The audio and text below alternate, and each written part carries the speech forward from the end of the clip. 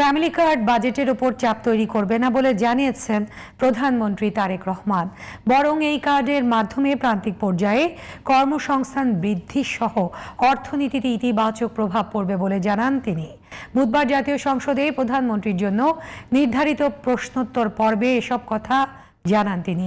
এ সময় এক প্রশ্নের জবাবে প্রধানমন্ত্রী জানান, ঢাকার ওপর চাপ কমাতে সারা দেশে জনগণের মৌলিক অধিকার সহজলভ্য করতে বিভিন্ন পদক্ষেপ নিচ্ছে সরকার। এছাড়া হাওর অঞ্চলের ক্ষতিগ্রস্ত কৃষকদের আগামী 3 মাস সহায়তা অব্যাহত রাখা হবে বলে জানান প্রধানমন্ত্রী। মনিরুজ্জামানের রিপোর্ট।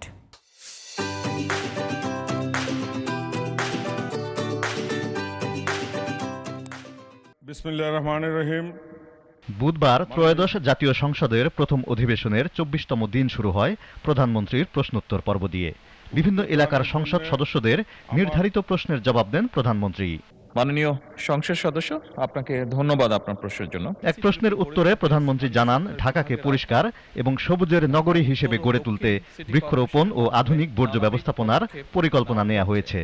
নাগরিক সচেতনতা ও সম্পৃক্ততা বৃদ্ধির লক্ষ্যে সাপ্তাহিক ভিত্তিতে জনসচেতনামূলক কার্যক্রম গ্রহণের পাশাপাশি বিশেষ পরিচ্ছন্নতা ও মশক নিধন কার্যক্রম জোরদার করার চেষ্টা করা হচ্ছে।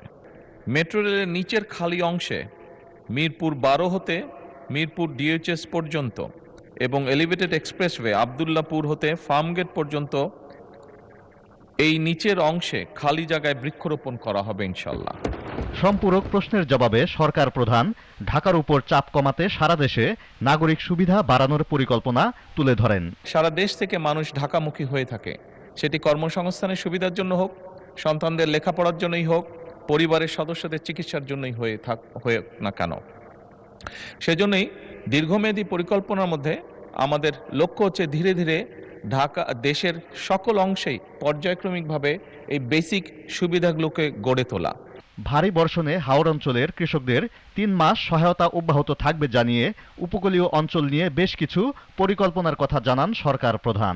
জলবায়ু পরিবর্তনের ঝুঁকি মোকাবেলায় খুলনা জেলার দাকপ উপজেলায় উপকূলীয় 15 নম্বর 31-এর পুনর্বাসন প্রকল্পটির প্রকল্প দলিল বর্তমানে যাচাই বাছাই পর্যায়ে রয়েছে।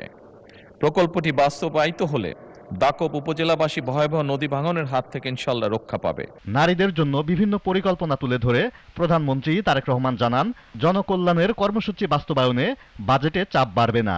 বর্তমান সরকার একটি নিরাপদ, বৈষম্যহীন এবং জলবায়ু সহিষ্ণু বাংলাদেশ গড়ে তুলতে কাজ শুরু করেছে, যেখানে নারী ও শিশুরাই হবে টেকসই উন্নয়নের সম অংশীদার এবং ভবিষ্যৎ প্রজন্ম পাবে একটি সমৃদ্ধ বাংলাদেশ ইনশাআল্লাহ।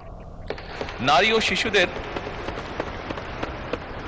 ও শিশুদের হবে সার্বিক উন্নয়ন ও কল্যাণ নিশ্চিতকল্পে মহিলা ও শিশু বিষয়ক মন্ত্রণালয়ের আওতায় নানাবিধ কার্যক্রম পরিচালিত হচ্ছে। Moniruzzaman, GTV news, Dhaka.